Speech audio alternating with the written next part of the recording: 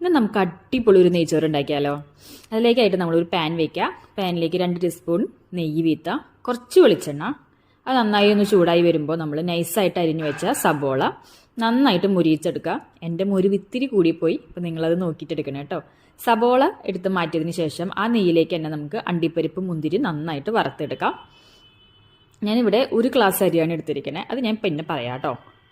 പിന്നെ നമ്മൾ ആ നെയ്യിലേക്ക് തന്നെ നമ്മൾ ഏലക്കായ, പട്ട, കരയാമ്പും കൂടി ഇടും കേട്ടോ. കരയാമ്പും ഞാൻ എൻ്റെ കയ്യിൽ ഉണ്ടായിരുന്നില്ല, നിങ്ങളെല്ലാവരും ഇടണം കേട്ടോ.